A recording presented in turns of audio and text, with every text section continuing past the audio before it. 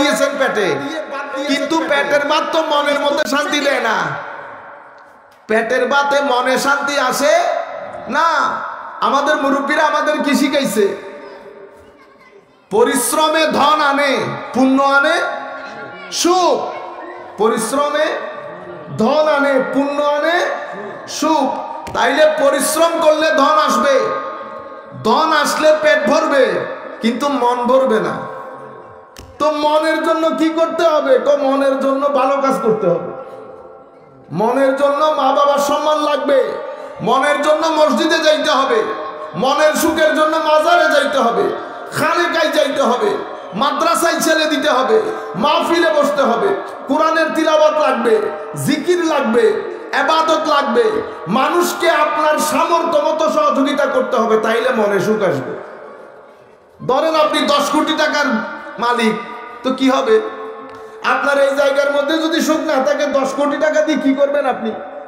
সেই কারণে টাকা পেটের জন্য দরকার, এটার জন্য সুখ দরকার। এটার সুখ মাহফিলে, এটার সুখ ভাতে, এটার সুখ ভাতে। আপনি ধরেন অনেক খাওন আপনার টেবিলের মধ্যে, কিন্তু ভিতরে শান্তি নাই। আরেকজনে লবণ খাইয়া শুয়ে গেছে, ভিতরে শান্তি আছে। কোন জীবন ভালো? সুকালা জীবন ভালো। সুকালা জীবন। তো মাহফিলের মধ্যে কেন আসে মানুষ? মাহফিলের মধ্যে আসলে মনে সুখ লাগে। সেই কারণে মনের সুখ ছাড়া বাঁচতে পারবেন? মনের সুখ না থাকলে কি কি হয় জানেন? আমাদের দেশে বর্তমানে বিয়ে ভেঙে যায় না 2 মিনিটের ভিতর? বিয়ে ভাঙা এটা বেড়ে গেছে না? বেড়ে গেছে। তো আমাদের দেশে ক্রাইম রেট আছে না? Crime rate. মানুষ এই যে উল্টা পাল্টা করে, অরাজকতা সৃষ্টি করে, বেয়াদবি করে, ধর্মাকর করে, এগুলা কেন বেড়ে যায়? এগুলা বেড়ে যাওয়ার পেছনে মূল দায়ী হচ্ছে আপনার ভিতরে শান্তি নাই। যখন এখানে শান্তি থাকে না, তখন রাস্তার মধ্যে মারামারি আটকে যায়, বেড়ে যায়। তখন আপনি রিক্সাওয়ালার উপর চড়াও হন, বাসওয়ালার উপর চড়াও হয়, বাসওয়ালা আপনার উপর চড়াও হয়, ভিতরে আগুনের গোল্লা নিয়ে হাঁটতেছেন, আপনার ভিতরে শান্তি নাই। কেন? আপনি যত দিন থেকে দূরে যাবেন, মাহফিল থেকে দূরে যাবেন, মাদ্রাসা থেকে দূরে যাবেন, মাজার থেকে দূরে যাবেন, খানেকা থেকে দূরে যাবেন, আপনার এখান থেকে শান্তি চলে যাবে। এখান থেকে শান্তি চলে যাবে। সম্মানিত উপস্থিতি, আমার আল্লাহ কোরআনে কি বলেছেন? মান আমিলা সালেহান মিন যাকারিন আও উনসা ওয়া হুয়া মুমিন। আপনি মুমিন।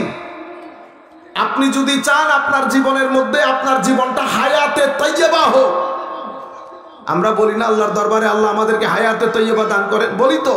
তো হায়াতে তাইয়্যিবা জিনিসটা কি?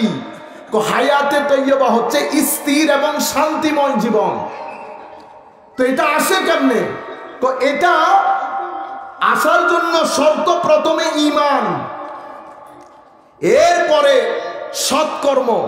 সৎকর্ম কি? নামাজ, তাসবিহ, তাহলিল, জিকির, তিলাওয়াত, মাহফিল, এগুলো সৎকর্ম। মানুষকে সহযোগিতা করা, স্থানীয়ভাবে মসজিদ মাদ্রাসা থাকলে এখানে সহযোগিতা করা, এটা হচ্ছে সৎকর্ম। এই দুইটা কাজ যখন একসাথে হবে, তখন আমার আল্লাহ আপনাকে হায়াতে তাইয়্যিবা দান করবেন। হায়াতে তাইয়্যিবা দান করবেন। আরেক আয়াতের মধ্যে আল্লাহ কি বলেছে জানেন? আল্লাহ বলেছেন, দরাবাল্লাহু মাসালান ক্বরিয়াতান কানাত আমিনাতাম মুতমাইন্না। আমার আল্লাহ একটা গ্রামের, মানে আপনাদের এই গ্রামের কাহিনী শোনাচ্ছে আমাদেরকে। কানাত আমিনাতাম মুতমাইন্না। এই গ্রাম অনেক স্থির, সমৃদ্ধশালী এবং শান্তিপূর্ণ ছিল। কে বলছে? আল্লাহ। ইয়াতিহা রিজকুহা রাগাদান মিন কুল্লি মাকান।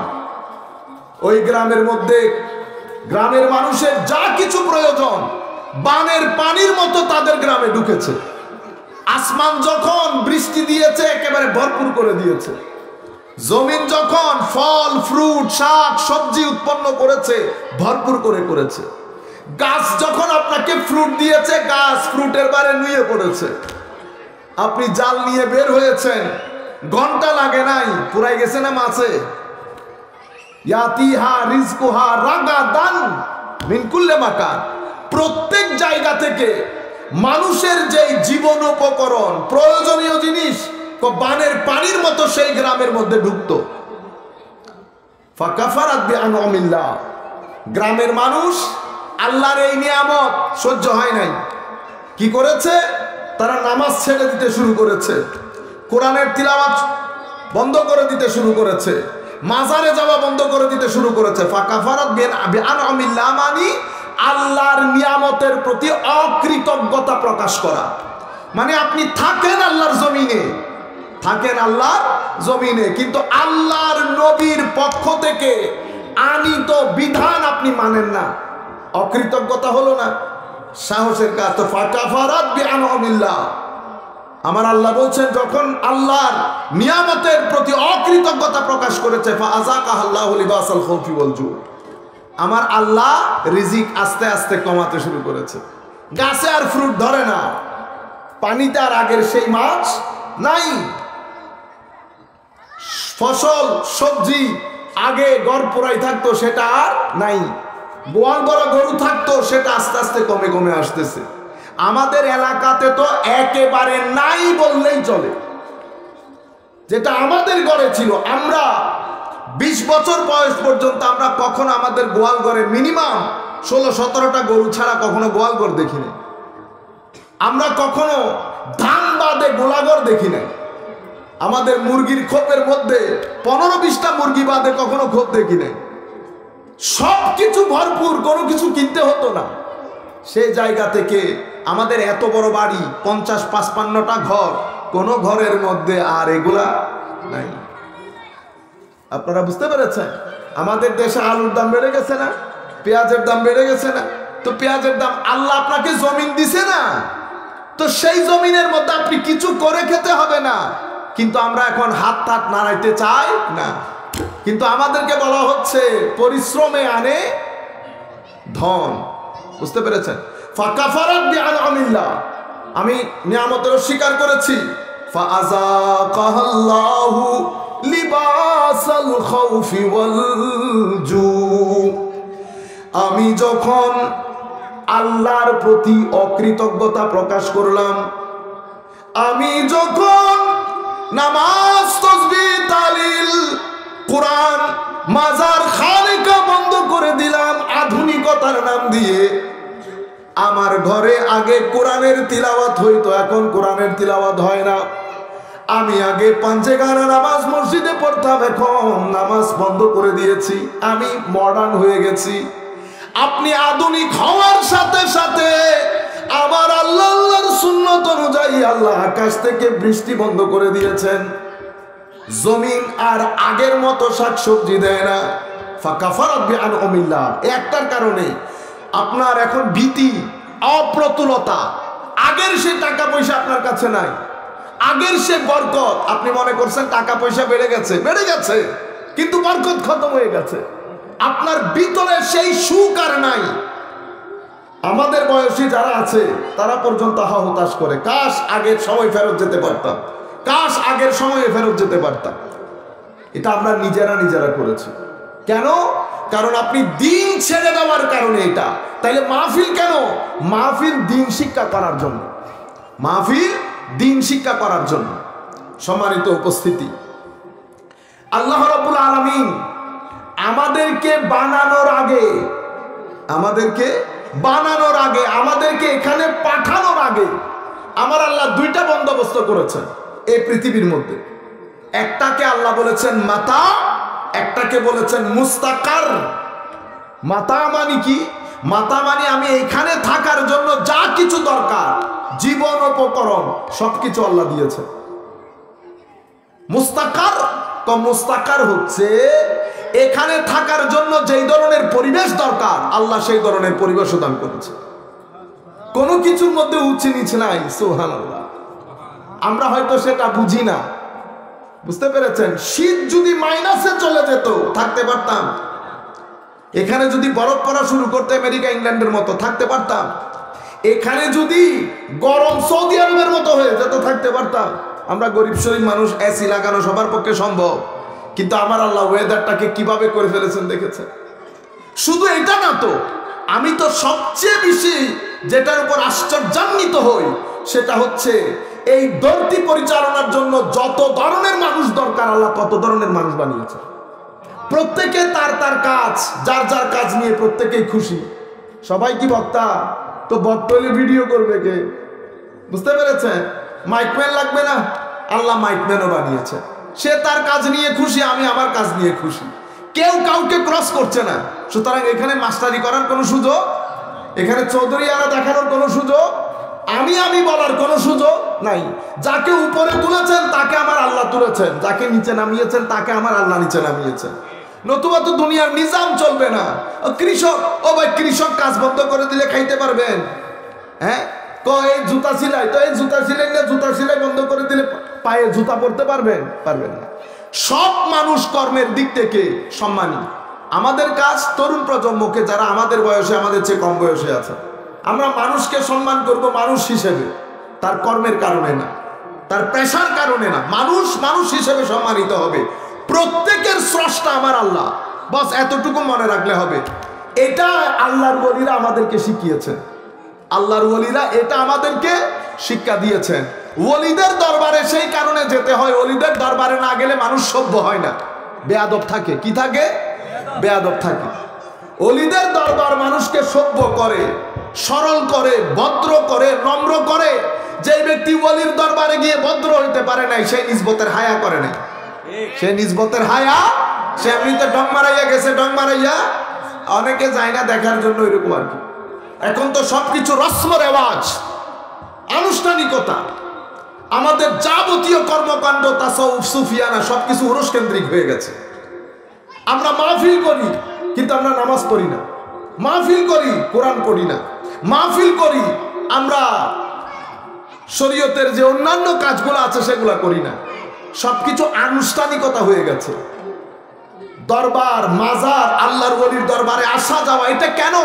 এটা হচ্ছে আমার ভিতরের জগতে সাপ আছে, সাপ, সেই সাপ থেকে আমার ভিতরের জগৎকে রক্ষা করার জন্য ওলির দরবারে যেতে হয়। বুঝতে পেরেছেন? আমরা সেটাতে পরে আসতেছি, সম্মানিত উপস্থিতি। কিন্তু সবকিছু রসম রেওয়াজের মধ্যে চলে গেছে। আমি যেটা বলতে চাচ্ছিলাম, আমার আল্লাহ এই দুনিয়ার নিজাম পরিচালনা করার জন্য মাথা যেমন দিয়েছেন, মুস্তাকারও তেমন দিয়েছেন, কিন্তু আমরা সেটা বুঝতে পারি না। আপনি যদি নিজের দিকে নিজে একবার খেয়াল করেন, আপনার শরীরের ভিতরে আল্লাহ কিভাবে কি ফিট করেছে, চোখগুলোর দিকে যদি একবার তাকান, হাতের দিকে যদি একবার তাকান, দুনিয়াতে আমার আশা যদি একবার চিন্তা করেন, তাইলে আপনি আল্লাহর মহানত্ব বুঝবেন। আমার আল্লাহ বানিয়েছেন আমাদের জন্য, এরপরে আমরা এসেছি। আমরা আসার পরে আমার আল্লাহ জানে এখানে সব মানুষ এক না। কেউ চেষ্টা করবে 10 জনের খানা একজনে খাইয়ে ফেলতে, অথবা 100 জনের খাওয়া একজনে খাওয়া ফেলতে। আমার আল্লাহ কি করেছেন? আদম আলাইহিস সালামকে দিয়ে আমাদের জন্য হেদায়েত পাঠিয়েছেন। ফাইম্মা ইয়াতিয়ান্নাকুম মিন্নি হুদা ফামান তাবিআ হুদায়া ফালা খাউফুন আলাইহিম ওয়ালা হুম ইয়াহজানুন। আমার আল্লাহ বলছেন, আমি জানি মানুষের ভিতরে নফস আছে। কি আছে? নফস। নফস এটা সাপের মতো, এটা দংশন করে, এটা আরেকজনকে দংশন করতে চায়। নফস কি করে? মানুষকে ঠেলা দেয়, সব খায়া ফেল, আরেকজনকে দিতে হয় না। আমার আল্লাহ তখন হেদায়েত নাজিল করলেন। কি বলেছেন? এই হেদায়েত যতক্ষণ তোমরা অনুসরণ করবে, দুনিয়াতেও তোমাদের কোনো ভয় নাই, কবরেও কোনো ভয় নাই। দুনিয়াতেও কোনো পেরেশানি নাই, কবরেও কোনো পেরেশানি নাই। আমরা কি করলাম? আল্লাহর দেওয়া হেদায়েত ছেড়ে দিয়েছি। যেই হেদায়েত ছেড়ে দিয়েছি, এখন আমাদের 1000 জনের সম্পদ একজনে খাইয়া বসে আছে। সংকট তৈরি হয়ে গেছে। আপনারা বুঝতে পেরেছেন? যাই হোক, তাহলে আমার আল্লাহ দুনিয়ার সৃষ্টির আগে এখানে মাতা এবং মুস্তাকার, আমার জীবন উপকরণ, এবং এই পৃথিবীকে আমি থাকার জন্য সুন্দর করে সাজিয়েছেন। সাজানোর পরে হেদায়েত দিয়েছেন। হেদায়েত কি? আপনারা এই বিষয়গুলা একেবারে আমি চাই যে পয়েন্ট পয়েন্ট করে আস্তে আস্তে বলছে, আপনারা মুখস্থ করে ফেলতে পারেন মতো। আমাদের এই যে দিন, যেটা আল্লাহ হযরত আদম আলাইহিস সালামকে দিয়েছেন, সেই দিনের মধ্যে 3টা জিনিস আছে। কয়টা জিনিস? 3টা। দিনের মধ্যে কয়টা জিনিস আছে? 3টা। একটাকে বলে ঈমান, একটাকে কি বলে? ঈমান। আরেকটাকে বলে ইসলাম, আরেকটাকে বলে ইহসান। কয়টা হইল? 3টা। ঈমান এটা কি জিনিস? আমাদের ধর্মের মধ্যে, দ্বীনের মধ্যে সবচেয়ে গুরুত্বপূর্ণ জিনিস আপনার আকীদা। আপনার ঈমান ঠিক আছে কিনা? আপনি বলতেছেন সব ঠিক আছে, পরকালে বিশ্বাস করি, নবীতে বিশ্বাস করি, কোরআন কিতাবে বিশ্বাস করি, সব বিশ্বাস ঠিক আছে, কিন্তু আমি এই আহলে বাইত রাসূলকে নিতে পারি না। আকীদা শুদ্ধ থাকবে? ঈমান ঠিক থাকবে? আপনি যদি বলেন আমি অত কিছু বুঝি না, আমি নিউট্রাল মানুষ, মুসলমান, কিন্তু এরা আহলে বাইত রাসূলকে বেশি বেশি করে, তাইলে গন্ডগোল লেগে গেছে না? গন্ডগোল লেগে গেছে। আপনি আহলে বাইত রাসূলকে অনেক মহব্বত করেন, কিন্তু সাহাবায়ে কেরামের ব্যাপারে আপনি যদি বলেন এই সাহাবী সব একই আর কি, থাকবে না। আপনি সাহাবায়ে কেরাম মানলেন, আহলে বাইত রাসূল মানলেন, আপনি যদি আউলিয়ায়ে কেরামকে বলেন দূর ওলি বলি বুঝো এগুলা কি জিনিস, এগুলাই সুন্নিরা বেশি বেশি করে, আছেন জায়গায় নাই। কেন? আপনি ওলির সাথে বেয়াদবি করলে আল্লাহ যুদ্ধ ঘোষণা করেন, আপনার ঈমান নিরাপদ থাকবে? থাকবে না। আহলে বাইত রাসূলের মহব্বত আল্লাহর হুকুম, না করলে ঈমান থাকবে না। সাহাবায়ে কেরামকে তাজিমের কথা আমার আল্লাহ রাসূল বলেছেন, তাজিম করলে ঈমান, না করলে নাই। তাহলে বর্তমান যুগে সমস্যা সৃষ্টি যেটা হয়েছে সেটা আকীদা নিয়ে, আমল নিয়ে না। আমাদের সাথে আপনার সাথে, যেমন একজন গত কিছুদিন আগে ওয়াজ করতেছে, ইন্না লিল্লাহি ওয়া ইন্না ইলাইহি রাজিউন, কি টাইনা আলীর সাথে ফাতেমার ঝগড়া হয়েছে। আপনারা বুঝতে পারেন না বুঝতে কার কথা বলতেছে? হযরত আলী। এখানে আপনাদের বাড়ির আলীর কথা বলতেছে না, বেয়াদবের কথার ধরন দেখতেছেন। আলীর সাথে ঝগড়া হয়েছে ফাতেমার। আলী চলে গেছে মসজিদে নববীতে, মসজিদে নববীর মধ্যে আলী শুয়ে আছে, আলী দুলোমাকা। বিশ্বনবী দেখছেন, এটা আমাদের নবীর কথা বলতেছে, আপনারা আবার আশেপাশে কারো কথা বলতেছে মনে করতেছেন না, এটা বেয়াদবদের ভাষা এই ধরনের হয়, বুঝতে পেরেছেন? তা আমরা বললে আপনারা বলেন আমরা বেশি বেশি বলি। তো এই বেয়াদবি যদি করেন, আপনার ছেলেরা যদি এই বেয়াদবি শিখে ঈমান থাকবে? থাকবে। সম্মানিত উপস্থিতি, পরে কি বলছে জানেন? পরেরটা তো মুখ দিয়ে আসবেও না। পরে